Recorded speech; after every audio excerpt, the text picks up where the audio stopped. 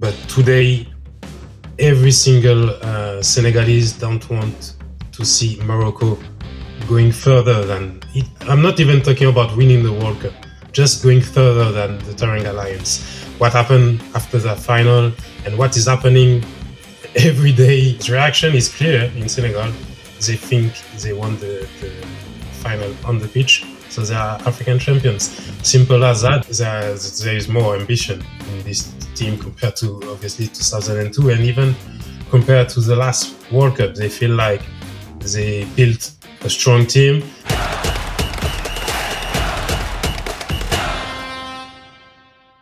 Welcome to Make Football Great Again, your definitive 48-nation roadmap to the 2026 World Cup.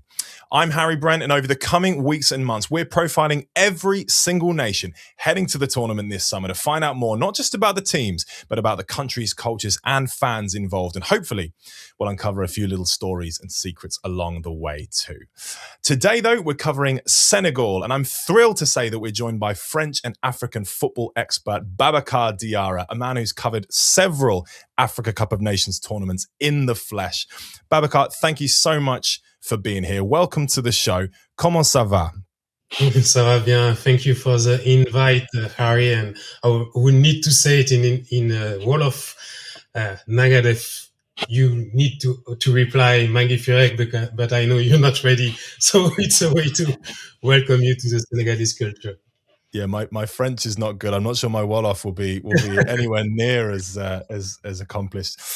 So in a second, we're going to find out all about Senegal and what we can expect from them at the tournament this summer. But before we get officially cracking, I'm just going to kick off, Babacar, with a segment I like to call One Truth and One Lie. So what I'm going to do is I'm going to present two seemingly crazy facts about the Senegal national team. One of them is 100% true. The other one is completely fake. So I'll read them back to back, and I'll see if you can work out which one is true and which one is a lie. So fact number one. A member of the France team who lost to Senegal in the opening game of the 2002 World Cup has claimed that witch doctors are responsible for Senegal's victory that day. Fact number two. In the late 1990s, Senegal, who are known as the Teranga Lions, planned to hire professional lion tamers to sit pitchside with live muzzled lions in a bid to intimidate the opposition. But the plans were blocked by FIFA, rather understandably. So, Babacar, which do you think is the true fact? Did a member of the France team blame witch doctors for Senegal's victory over them in the 2002 World Cup? Or did the Senegal FA try and hire professional lion tamers to sit pitchside with lions in the 1990s? Well, we definitely love the Lions, but the second one is not right. And French players came up with a lot of excuses after this loss. Obviously, they were crazily surprised by this loss in 2002. I don't remember the player. I would say maybe Emmanuel Petit or a guy like that. But yes, yeah. Emmanuel Petit. I'm not surprised it's him, but they came up with a lot of excuses after this loss, and that was one of them. Yeah, Petit, what he claimed was a year before the tournament, so in the summer of 2001, he was on a beach in France, and a man from Senegal approached him and told him, and this is before the World Cup draw had been made, that in 12 months' time, France and Senegal will play each other at the World Cup, and Senegal will win 1-0 because witch doctors are so strong in Senegal. That's what Petit claims was said to him. Who knows whether it's true. So Senegal, they're one of just 4 African nations to have reached the World Cup quarterfinals, doing so in their debut tournament in 2002 in Japan and South Korea, where, as we've mentioned, they famously upset France in the opening game. They failed to qualify for the next 3 World Cups before returning to the fold at Russia 2018, where they were knocked out in the group stage. They went one better at Qatar 2022, reaching the last 16, where they were beaten 3-0 by Gareth Southgate's England.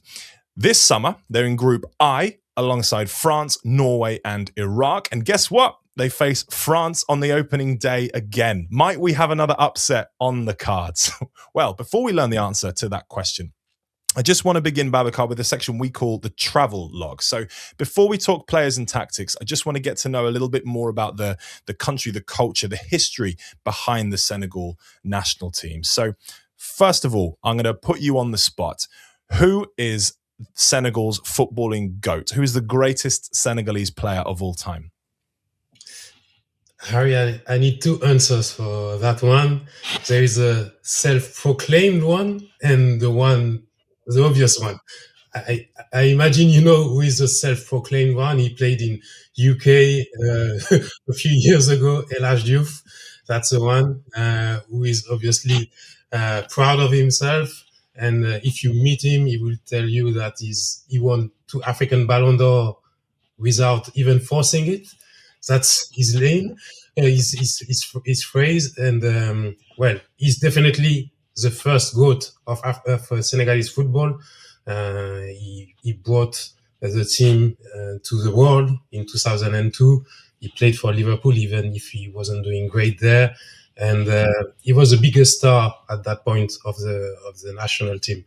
But what Sadio Mane, a few decades later, did in UK with the national team, winning the first AFCON, scoring a lot of goals, more than 100 goals in Premier League. That makes him the best player ever to have ever won the African, the Senegalese jersey. And even among the African players, I think he's in the top 5, where El Hadj Diouf is not. He hasn't reached that level, to be honest. What would you say is Senegal's most celebrated football result? It's that win in 2002 against France, because nobody was expecting this win. Nobody knew anything about Senegal before the game against France. So obviously that's the day, 31st of May in 2002, where everybody discovered the Teranga Lions.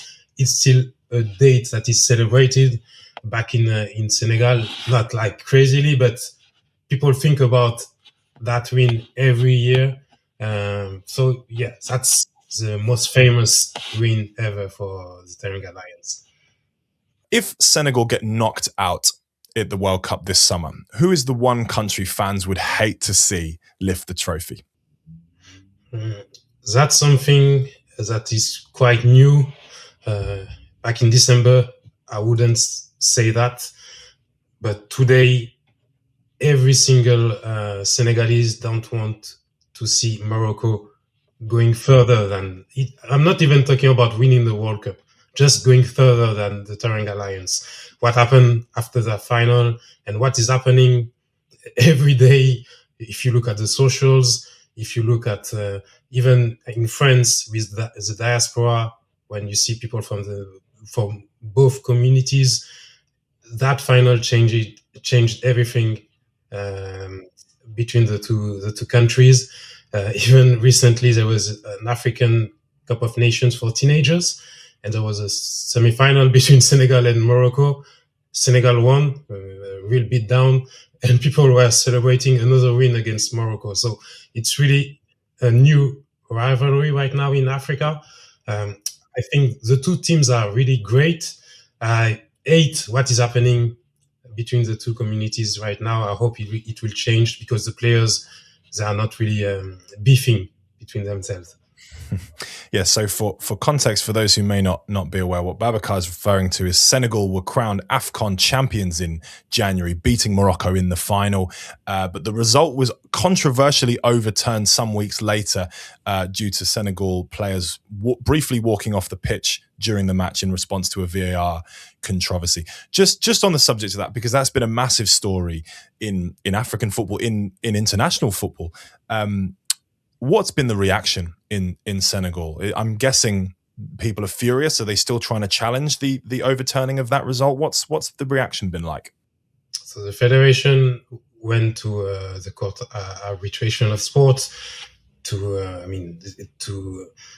make overturn again this result of the final, because right now, based on what the appeal of Morocco, based of the result of the appeal of Morocco, they lost the final 3-0, and they are not crowned, even if it's not clear, to be honest. I honestly don't know right now at this point who is the winner, but the reaction is clear in Senegal. They think they won the final on the pitch, so they are African champions. Simple as that. They went to Stade de France in Paris to play a friendly against Peru, and they celebrated the trophy and the win. They did the same a few days later in Dakar. And yeah, right now they just think they won the African Cup of Nations, and whatever happens in the future with CAS, it won't change in their mind. Senegal are known as the Teranga Lions. Teranga, for those who don't know, means hospitality. Does that sum up Senegal's footballing spirit? Friendly, but fierce when they need to be. Yeah, Senegal is a country where you're really welcomed well, and the tourists, when they come back with a lot of memories, great memories, because they can be invited to the houses and eat the tiboudian or whichever local meal we can have in Senegal. So really, we like to welcome the people, but there is a bit of ego, and in terms of football, they are really proud of themselves and their team, since especially since that win in 2022 in the AFCON. They feel like right now they can be nice people, nice team, but when it comes to winning games, and we've seen that during that final in January, they are fierce. You're right to say that. And even there is a debate about the nickname Teranga Lions, because it feels like you're nice. And before that win in 2022, I heard debates saying that maybe they should remove the Teranga and just say they are the Lions, which would be maybe stronger. And Lions are not nice, I would say. They are defending their family. So yeah, that was a debate, a funny debate a few years later. Yeah, well, of course, England being the Three Lions, you can come and join us in the nickname. You mentioned El Hadj Diouf before. He's thought of as a bit of a villain in the UK. Again, you touched on this. Very controversial character wherever he played in the UK. Is that the case in Senegal, or do they love him in Senegal? Do they think he's a bit of a bad guy? What's the verdict on El Hadj Diouf? No, he's a very popular figure in Senegal. He's the guy you can meet on the street every day, and if you talk to him, he will take time. He's really available, and that's what makes him really popular, because he's done with football, but he's an ambassador of Senegalese football today. He can play football actually, because I saw him playing in the street, like with people. It can be random people. So he's really, he's a bad boy, and people may not follow whatever he says because he has crazy takes sometimes, and maybe he's not always relevant. But still, as an ambassador of Senegalese football and even country, he's really respected, and also he's a voice for the country. Demba Ba and Papis Cisse, two Senegalese strikers who struck up an iconic, albeit short-lived, partnership at Newcastle. Did those guys spark a love of Newcastle in Senegal? And I'm going to put you on the spot, Babacar. Who was the better player between those two? So for your first question, no, they didn't, because basically the Senegalese fans, they follow their players wherever they go. but once they leave, I wouldn't say they don't care about the team, but it's almost like that. The greatest example I can take to show that is Sadio Mane. I mean, when he was playing for Liverpool, all the Liverpool games were followed in Senegal. I'm not sure today that is the case. So there is no fan base of Newcastle in Senegal right now. And to talk about the debate between Dembaba and Papis Cissé, it's hard. They all had their time with the national team. I think Papis Cissé, that's my personal opinion, he was more constant with Newcastle compared to Dembaba, but Dembaba did some great things, and then he went to Chelsea, which is a higher team, obviously. He scored that goal against Liverpool. That was, even with, at that time, the Blues were not among the top teams. It was a massive goal, and obviously it made him more popular. I think Papis Cissé had a better time because he was more constant, and I'm not sure about that, but I think he scored more goals than Dembaba actually in Premier League. Yes, yeah, including that incredible volley against Chelsea that Yes. for English football fans lives on in history. Well, for those tuning in, let us know who you think is better between Dembaba and Papis Cissé. That'll be an interesting one to see who gets the nod there. We've got to talk about Ali Dia. He's infamous in English football for effectively scamming his way to a Southampton contract in 1996. Now, for those who may not know the story, Southampton manager Graham Souness received a phone call from somebody claiming to be the cousin of legendary former Ballon d'Or winner George Weah, who urged Souness to sign this Dia, who he claimed was a well-established Senegalese player who played for PSG. Now, Southampton were in a bit of an injury crisis at the time, so without even checking who he was or even whether he existed, they handed Dia a 1-month contract. And it became immediately clear that Dia could not play football to a professional standard. And yet, he still managed to get on the pitch for a Southampton game against Leeds. And his contract was cancelled 2 weeks later. It was just a big embarrassment for Southampton. Is this story, do people know this story in Senegal? Does Ali Dia have any sort of, iconic kind of celebrity status because of it? What do you know anything else about the story or what he's up to? What can you tell us? I mean, personally, I heard it way later, and I'm not sure the people in Senegal know. I mean, some obviously they are following football, so some of them heard about it, but I'm not sure it's a massive story in Senegal, and because it's infamous, that's also a reason why people are not chasing this guy. Ali Dia is living his life. I don't know if he's right now in Senegal or elsewhere, but I've never heard of him. When I hear a lot about former players trying to be pundits or to do interviews just to give their thoughts about something. Ali Dia, I never heard of an interview of him. It's like he's hiding somewhere and living a quiet life. So definitely not a celebrity back in Senegal. Probably very wise of him. Okay, we'll move on to the section we call the scouting report. So here we'll find out a little bit more about the players and what we can expect generally from Senegal at the tournament this summer. So Babacar, for the British fans tuning in, who are we going to recognise in Senegal's squad this summer? Are there any Premier League players in there? Any former Premier League players? What can you tell us?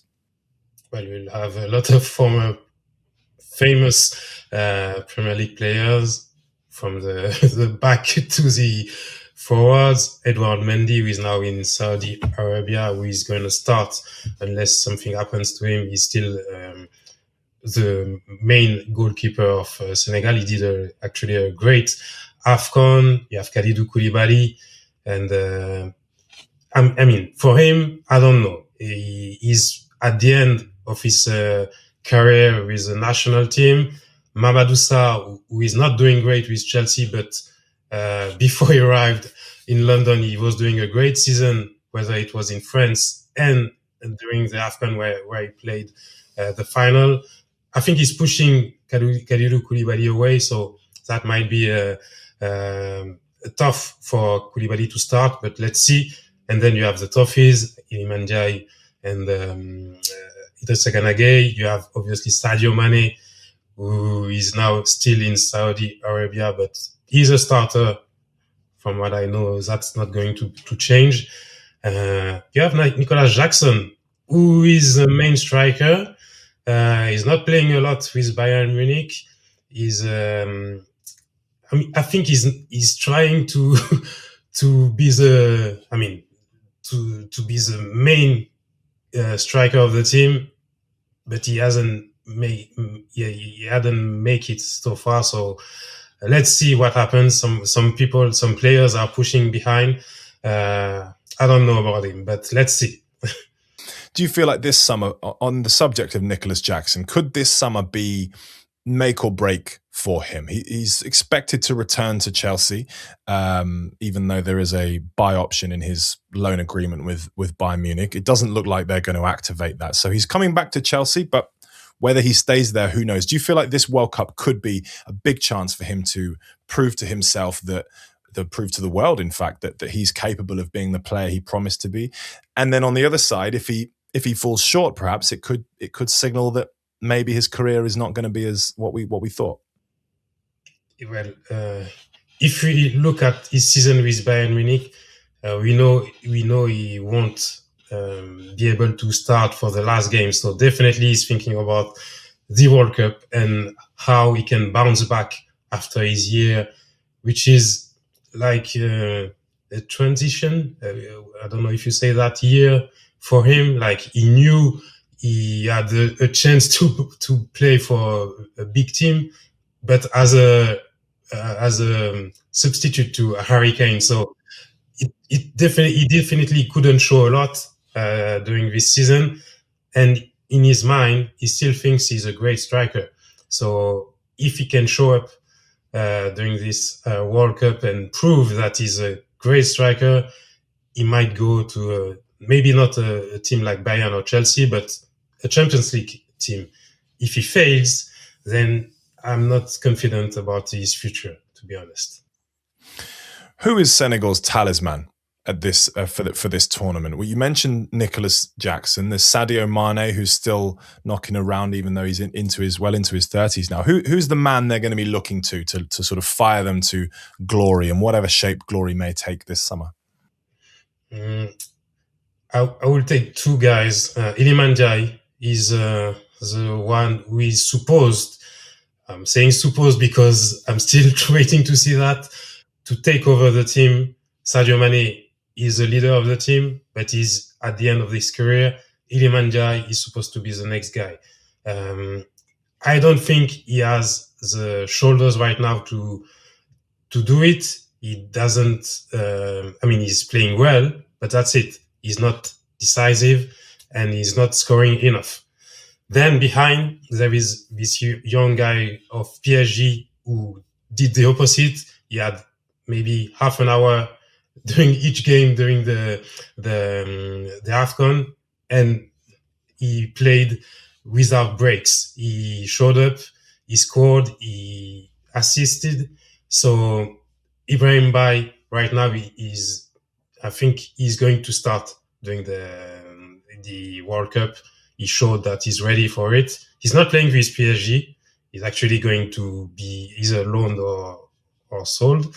But I think that's the future of Senegal for sure. He's proud of representing the Teranga Lions when he was born in France.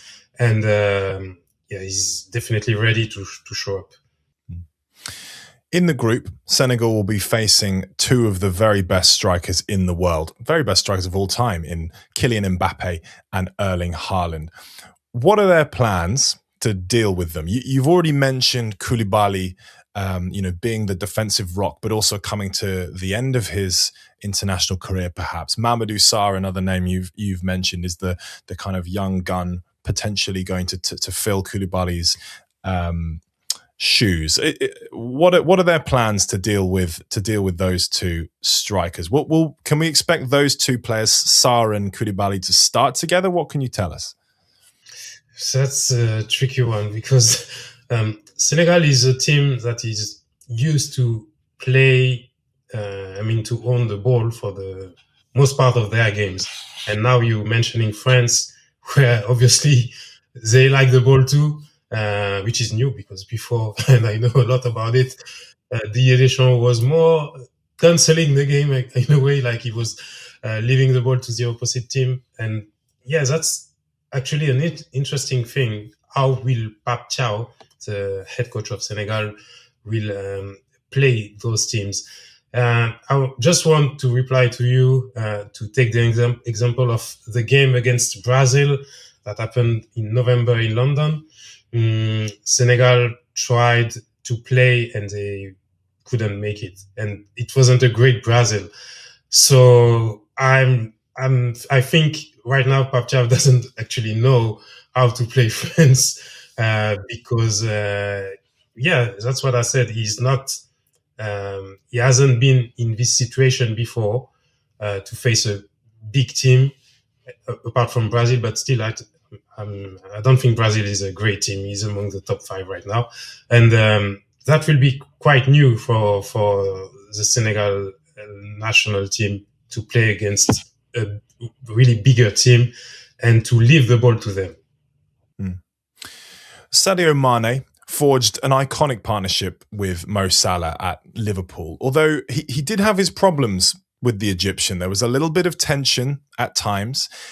When he was at Bayern Munich, he allegedly had a physical altercation with teammate Leroy Sané, which ultimately led to his departure. Does Mane have any of these problems with any of his Senegal teammates? Is his behaviour a problem in the national team? Will it potentially be a problem for the World Cup? What can you tell us about that? Absolutely not. I never heard about any tension with the national team. That's things that are happening, in these clubs, but in the national team nobody is trying to touch Sadio Mane, basically. He's the leader of the team, but also a really humble person, and at the same time respected person. Like the new guys, they are asking advices to him. They take him as an example, and Sadio Mane is almost crystal clear when it comes to the Teranga Lions. Nobody will say any bad story about him. That's why it was surprising to see what happened, especially the tensions between him and Leroy Sané. Everybody in Senegal was surprised. He's changing a bit in a way because I didn't feel his bad temper before Bayern. And after that time, I feel like he showed something different. Even in Saudi Arabia, he had like a couple of red cards. He's talking to the referees. So something has changed at that time, but still he's quite respected in Senegal. Just looking at the group, so France, Norway, and Iraq. What is the expectation for Senegal from the fans and from the team? What do they expect? Will they be aiming for finishing second in that group? Norway are very strong. They've did very well in qualifying. What is the expectations for Senegal? Recently, I was at the game between Senegal and Peru in Stade de France, and in the mixed zone, Pape Gueye, who scored the goal in the final of the last AFCON, said they want to win the World Cup. That's what he said. I don't know if he was confident about it, but he said it. So right now, I think there is more ambition in this team compared to obviously 2002, and even compared to the last World Cup. They feel like they built a strong team. They definitely want to leave this group and to go to the next round. I still think France is above everybody, whether it's in this group or in among all the teams, they should. They want to be among the top two. That's for sure. The first game will be key to. For them, Norway, they should beat them in their mind.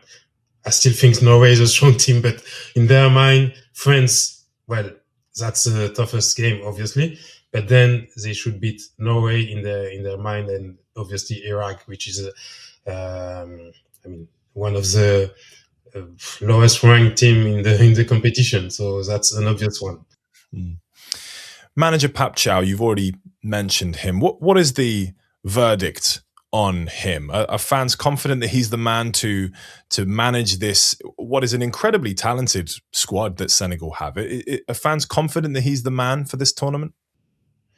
Yeah, there was a lot of unknown things about him when he arrived. He was actually arrived as an interim coach, and then because the budget, let's put it that way, the budget was low, and he was an easy candidate.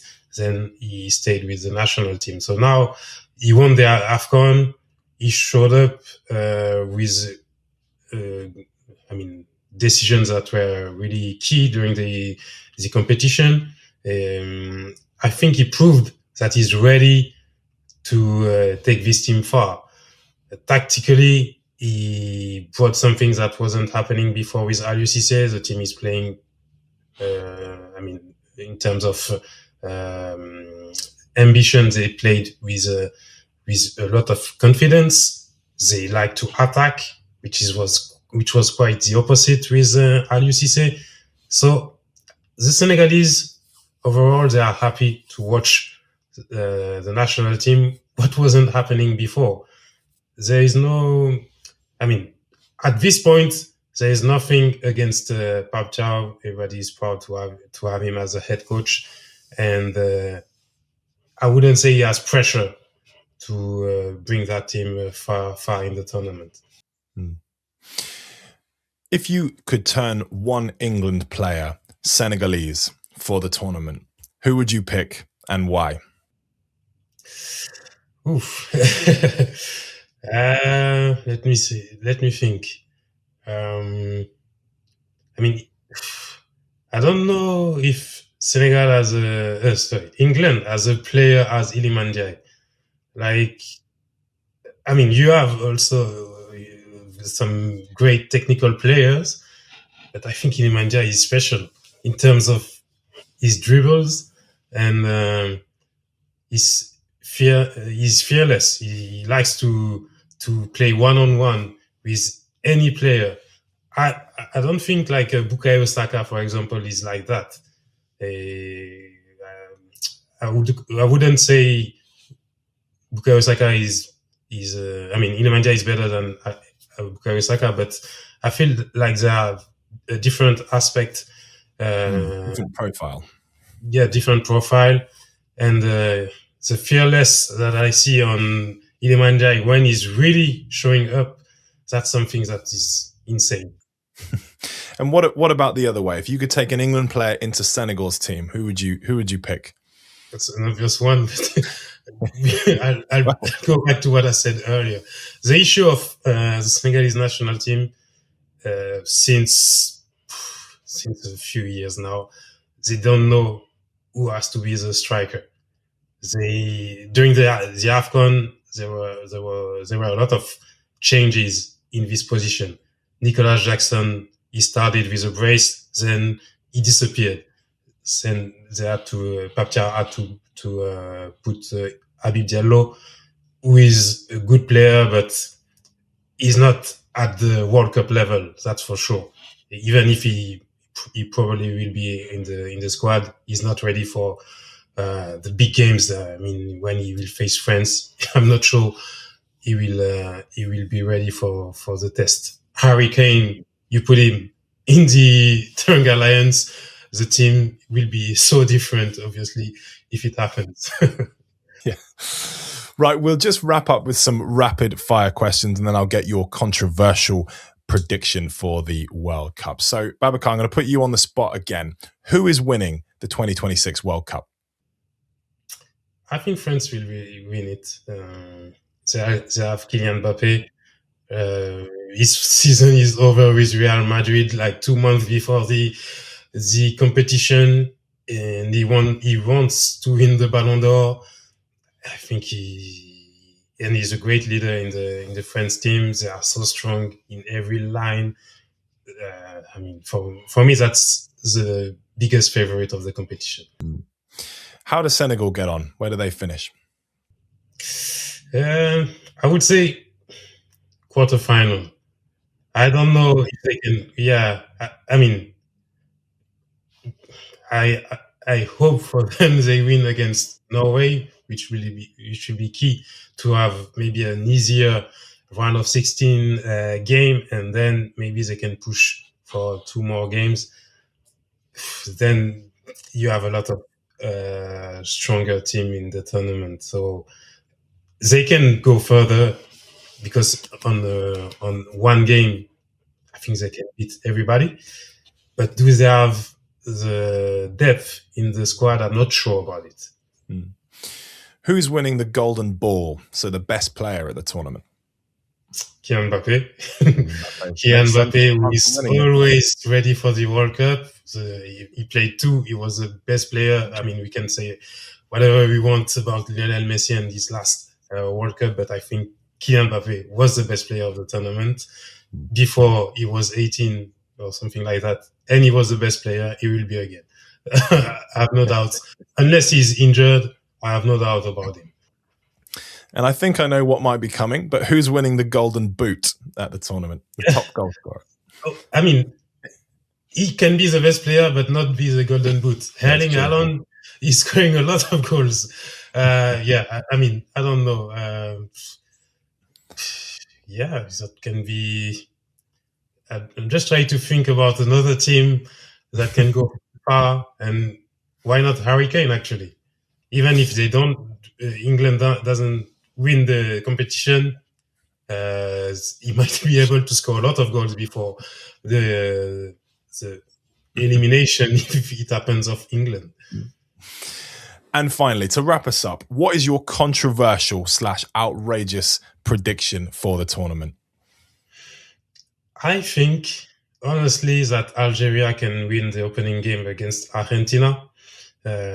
I saw the game. I mean, I saw some part of the games of Argentina recently. They played against Mauritania, which is a really small team in Africa. Argentinians were not happy about the game. They played a lot of rubbish games to try to build up to this World Cup. They are not prepared. Lionel Messi, I mean, he may be a great player, but he's not playing in a great league with intense games. Algeria, for them, it's a big event, and they will take this game really seriously. They have talent, honestly. Maybe even if they were eliminated in the quarterfinal of AFCON, they are really talented. And why not win the first game and surprise everybody? Yeah, Argentina, of course, shocked by Saudi Arabia in the first game of the last World Cup. So why not? I like that. Well, Babacar, thank you very much. Merci beaucoup. I really appreciate you giving us the time. So thank you again. You're welcome. And that does it for our Senegal preview. Let us know in the comments how you think Senegal will get on at the tournament. And join us next time for more insights, stories, and deep dives as our global scouting mission continues as we count down the days to the 2026 World Cup. Until next time, keep making football great again.